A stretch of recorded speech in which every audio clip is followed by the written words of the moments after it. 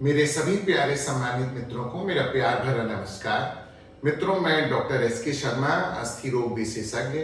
मित्रों, आज मैं आपको एक बीमारी के बारे में बताना चाहता हूं जिसे कि हम लोग प्लैंटर फैसाइटिस कहते हैं। प्लैंटर फैसाइटिस का मतलब मित्रों ये होता है कि यदि हम लोग सुबह सोकर उठते हैं तो शुरुआती 10 कदम जब भी हम लोग जमीन पर रखते हैं तो हम लोगों को बड़ी असहनीय पीड़ा अपनी एड़ी में होने लगती है। और मित्रों, ये दिक्कतें कुछ लोगों में तो कम होती हैं मगर कुछ लोगों में इसमें बहुतायत में होती है। लोगों का चलना फिरना भी बड़ी दुश्वारी होने लगती है। कई बार मित्रों कंप्लेन ये आती है, डॉक्टर साहब सुबह तो होता ही होता है, अगर हम दोपहर में भी अगर अपने पैर को ऊपर कर लें या नॉर्मली पैर ऊपर करके बैठ जाएं तो हमारी एड़ी में अजीब सी टीसन सी चीज होने लगती है। तो मित्रों, इसी को हम लोग प्लैंटर फैसाइटिस कहते हैं और यह मित्रों आजकल बहुत कॉमन भी होने लगा है जब से यूरिक एसिड की चीजें हमारी लाइफ में बढ़ने लगी हैं। तो मित्रों, जो भी इस तरीके की प्लैंटर फैसाइटिस की चीज होती है इसका मैनेजमेंट बहुत आसान होता है। और अगर मैं बहुत अच्छे से बताऊं तो कंजर्वेटिव मतलब बगैर किसी सुई लगाए, बगैर किसी सर्जिकल प्रोसीजर, सामान्य दवा खा के मसाज करके स्ट्रेचेबिलिटी अपनी बढ़ाने के बाद और कुछ थोड़े थोड़े लाइफस्टाइल मॉडिफिकेशन करने के बाद 80% यह बीमारी सेल्फ लिमिटिंग होती है। ये बीमारी स्वतः सही हो जाती है। मगर कुछ लोगों में मित्रों ये चीज बड़ी दुखदाई परिस्थिति हो जाती है जिनके कारण मैं आगे आपको बताऊंगा कि अगर यह कारण बहुत दिनों तक लाइफ में होने लगेगी तो लोगों की यह तकलीफ कांस्टेंट बरकरार रह जाती है। अब मित्रों, पहले तो हम लोग किसी को भी इस तरीके की चीज होती है तो उसको रूटीन के तौर पर उसकी हिस्ट्री से हम सभी को पता चल जाता है कि उनके एड़ी के अंदरूनी भाग में यदि दर्द है तो ये चीज प्लैंटर फैसाइटिस है। मित्रों, प्लैंटर फैसाइटिस के भी कई अन्य कारण होते हैं जैसे चोट लग जाना या उनकी चीजें हैं जो मैं भी आपको आगे डिस्कस करूंगा। मैं समरी आपको बता दे रहा हूं। इसके बाद हम लोग अगर मान लीजिए किसी आदमी को एक कॉन्ट्रास्ट बात कहा, मतलब 5 मिनट गुनगुने पानी में, 5 मिनट ठंडे पानी में और फिर 5 मिनट गुनगुने पानी में, पैर को 15 मिनट और शाम को भी डुबाने, मुलायम चप्पल पहनने के बाद भी अगर ये चीजें सही नहीं होती हैं तब हम लोग सेकेंड विजिट में पेशेंट को मतलब तकरीबन 20 दिन बाद यदि आराम नहीं मिलता है तो हम लोग एड़ी में एक कॉर्टिकोस्टेरॉइड की सुई लगाते हैं। अच्छा, जब भी हम लोग इस तरीके के स्टेरॉइड की सुई लगाते हैं तो उसमें तकरीबन मान के चलिए मित्रों कि पहली चीज तो 100 में 80 लोग जो होते हैं वो कंजर्वेटिवली बगैर सुई लगाए सही हो जाते हैं। उस 20 में भी ये मानकर चलिए मित्रों कि तकरीबन 18% लोग अपने आप इस सुई की लगाने के बाद स्वतः सही हो जाते हैं। इसमें तकरीबन सुइयां 1 या 2 शॉट हम लोगों को लगानी पड़ती हैं। बड़ा स्टेराइल मेथड होता है जिसके बाद लोगों में दर्द नहीं के बराबर रहता है। मान लें मित्रों, अगर किसी व्यक्ति विशेष में इसके बाद भी नहीं होता है तो कहीं जाकर के 1 या 2% लोगों में हम लोगों को सर्जिकल प्रोसीजर करना पड़ता है। अच्छा मित्रों, ये सर्जिकल प्रोसीजर कई बातों पर निर्भर करता है। अगर किसी की बहुत टाइट टीए टेंडोकैलिस है, काफ की कॉन्ट्रैक्चर है और हाई आर्च फुट है तो अलग दिक्कत है, उनकी एक अलग चीजें हैं, क्या हमको लेदरिंग करनी है। और अगर मेजॉरिटी ऑफ केसेस में हमको एक्सक्लूसिव हो जाता है कि ये चीज हमारी प्लैंटर फेसिया में ही है तो हम लोग इस चीज को बड़े आसानी से रिलीज करते हैं, जैसा मैंने आपको वीडियो में भी दिखाया है। तो मित्रों, स्टार्टिंग में कुछ इस तरीके से करूंगा कि प्लैंटर फेसिया होती क्या है। तो मित्रों, आइए हम जानते हैं कि प्लैंटर फेसिया होती क्या है।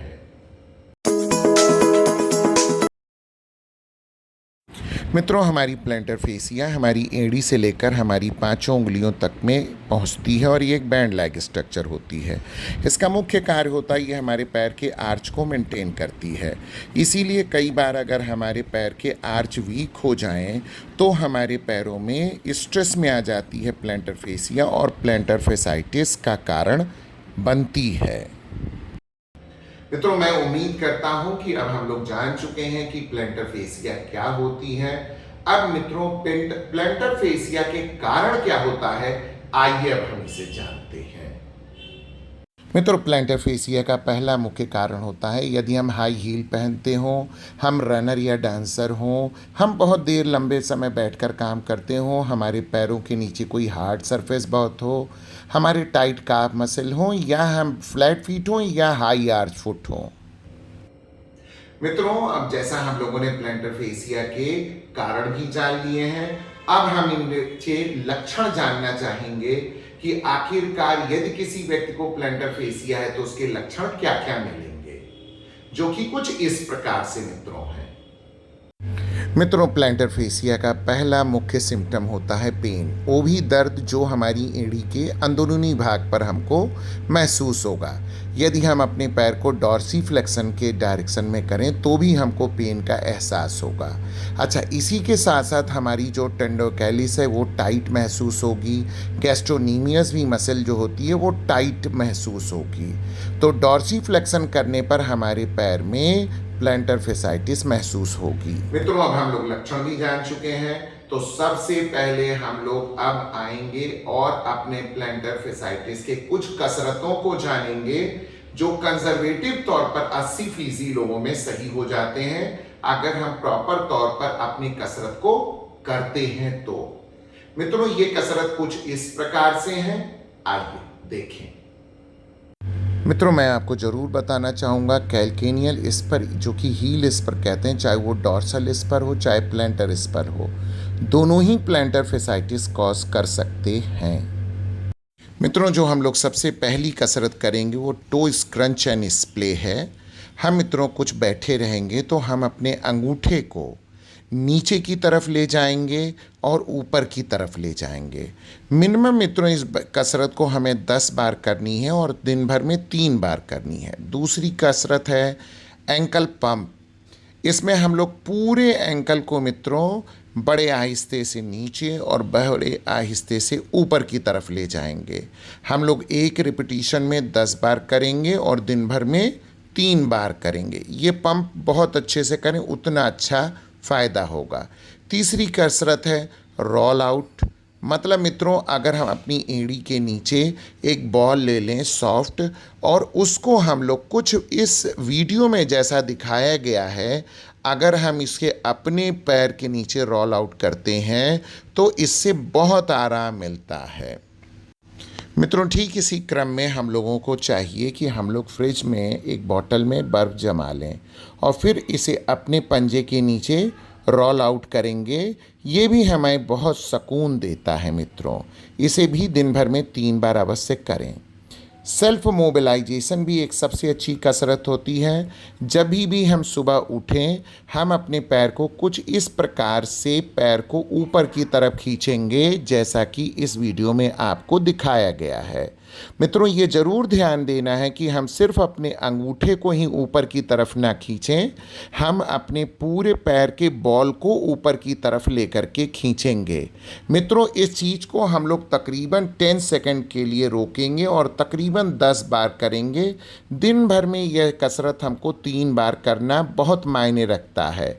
बेहतर होगा जब हम सुबह उठें तो हम अपने कसरत को अपने इस पैर के अवश्य करें और तकरीबन जैसा मैंने आपको बताया है इसे अवश्य करें। यह चीज़ हमारे लिटरेचर में भी दी हुई है। यदि हम लोग स्पेसिफिक प्लैंटर फेसिया को स्ट्रेचिंग करते हैं, एक्सरसाइज करते हैं, तो इसका आउटकम बहुत सुंदर होता है और हमको इससे बेहद आसानी होती है। ठीक इसी प्रकार से यदि हम हाई लोड स्ट्रेच करें, जैसे इस वीडियो में दिखाया गया है, यदि हम एक टॉवल को मोड़ लें और अपनी एड़ी के टो से उसके ऊपर खड़े होने की कोशिश करें, और यह भी चीज़ हमको हर दिन करना है और धीरे धीरे प्रोग्रेसिवली हमें इसे और डिफ़िकल्ट बनाना है और तकरीबन 3 महीने तक करना है।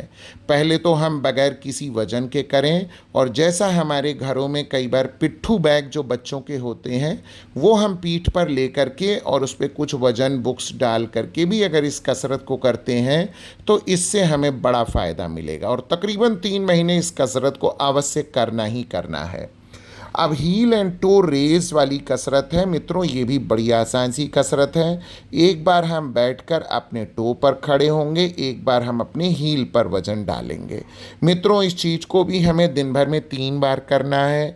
10 रिपीटिशंस करने हैं और इसे भी हार्डर बनाने के लिए हम खड़े हो जाएंगे और फिर इस कसरत को रिपीटेड करेंगे। मित्रों, जैसा मैंने आपको बता दिया है कि यदि हमारी कसरत के बावजूद भी हमें आराम नहीं मिलता है तो हम क्या करेंगे, लोकल स्टेरॉइड इंजेक्शन एड़ियों में देंगे, जो कि मित्रों कुछ प्रोसीजर मैं आपको बता देता हूं कि हम लोग इस प्रकार से बहुत अच्छे स्टेराइल मीडियम में हम लोग ये सुई आपकी एड़ी में लगाते हैं। तो आइए मित्रों, हम लोग स्टेरॉइड सुई कैसे लगाते हैं, आइए इसे देखते हैं।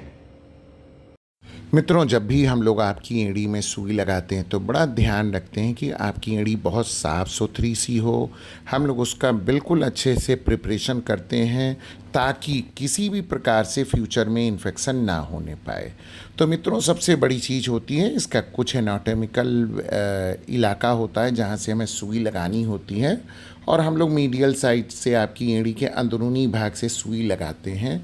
सुई लगाते समय हम लोग ज़रूर ध्यान देते हैं कि हम लोग नीडल डायरेक्ट आपकी प्लैंटर फेसिया में न डाल दें, या कई बार हम लोग आपके हील पैड में न डालें, क्योंकि दोनों ही बड़ा पेनफुल हो जाएगा।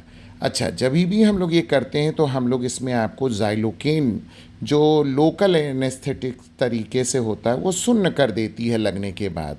तो ये एक तरीके से आप जिस दिन आपको सुई लगाई जाएगी आप सेम डे अपने घर जा सकते हैं। इसमें कहीं किसी भी प्रकार से कोई दिक्कत नहीं होती है। अगर किसी को होती है तो एक डाइक्लोफेनाक वाली सुई भी आपको लगा दी जाती है। तो मित्रों, आप लोगों ने स्टेरॉइड इंजेक्शन भी लगाता देख लिया है। अब मैं आपको बताता हूं, यदि स्टेरॉइड इंजेक्शन लगने के बावजूद भी सही नहीं होता है तब मित्रों हम लोग कैसे ऑपरेटिंग प्रोसीजर करते हैं और कैसे हम लोग मीडियल साइड से प्लैंटर फेसिया को रिलीज करते हैं, जिसके बाद आपको बहुत आराम मिलता है। अब मैं अपने सभी सम्मानित मित्रों को सर्जिकल ट्रीटमेंट के बारे में बताना चाहूँगा, जो कि एक ऑपरेशन थिएटर की प्रोसीजर है। मित्रों, सबसे पहले तो हम लोग जो प्रॉपर क्लीनिंग, ड्रेप, पेंटिंग होती है, इन सब चीज़ों को कर लेते हैं। दूसरी सबसे बड़ी चीज़, हम लोगों को किसी भी व्यक्ति जिनके भी पैर का ऑपरेशन करना होता है, सबसे पहले हम लोग मार्किंग अवश्य कर लेते हैं, क्योंकि हम लोग जो भी इस तरीके की रिलीज़ करते हैं वो मीडियल साइड से रिलीज़ करते हैं। मित्रों, सबसे पहले हम लोग एक मार्कर से लेकर मार्किंग कर लेंगे और फिर उसके बाद हम लोग ये देख लेते हैं कि हमें टाइटनेस कहाँ फील हो रही है।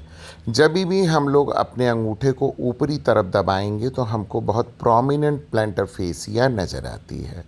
अच्छा मित्रों, चूँकि यह प्रोसीजर भी चूँकि ओटी में होता है तो कोई बहुत जीए या किसी भी प्रकार से आपको स्पाइनल में नहीं होती है। आपको लोकली इन्फिल्ट्रेट कर दी जाती है लोकल एनेस्थीसिया, और इसके बाद तकरीबन 11 नंबर के ब्लेड से आपका जो भी प्लैंटर फेसिया का बैंड होता है, जैसा मैंने आपको पहले भी बता रखा है, ये हील से लेकर हमारी 5 उंगलियों तक यह बैंड जाता है। बहुत आहिस्ते से हम लोग मीडियल साइड से इसको रिलीज़ करते हैं। अच्छा, इन सारे प्रोसीजर में हम लोग ध्यान रखते हैं जो भी आपका न्यूरोवैस्कुलर वाला पोर्शन होता है वो रप्चर ना होने पाए, और जैसे ही हम लोगों का मीडियल साइड हम लोग इसे रिलीज़ करते हैं तो हमारी प्लैंटर फेसिया बिल्कुल रिलैक्स हो जाती है। इसके बाद मित्रों हम लोग इसे एक प्रॉपर ड्रेसिंग से कवर कर देते हैं। जब भी हम लोग एक स्टेराइल ड्रेसिंग कवर कर देते हैं, प्रॉपर पैडिंग कर लेते हैं, और जब हम इस तरीके से सॉफ्ट कुशन पैडिंग कर लेते हैं तो इसे क्रेप बैंडेड से बांध देते हैं। मिनिमम 10 दिन के बाद हम लोग आपकी इस पट्टी को खोलते हैं। इस प्रोसीजर के करने के बाद आप चल सकते हैं, आपको चलना मना नहीं होता है, बस पैर भिगाना नहीं होता है। अब मित्रों, हम लोग ये जान चुके हैं कि प्लैंटर फेसिया यदि हमारे जीवन में हो जाती है तो हमें इससे कैसे मुक्ति पानी है। तो मित्रों, इस प्रकार से मैं उम्मीद करता हूं आप अगर जीवन में यदि आपके प्लैंटर फेसिया जैसी बीमारी आती है तो आप इससे मुक्त हो जाएंगे और सदैव के लिए मुक्त होंगे। तो आपके इस वीडियो को देखने समझने के लिए मेरे मित्रों को मेरा बहुत बहुत धन्यवाद। नमस्ते।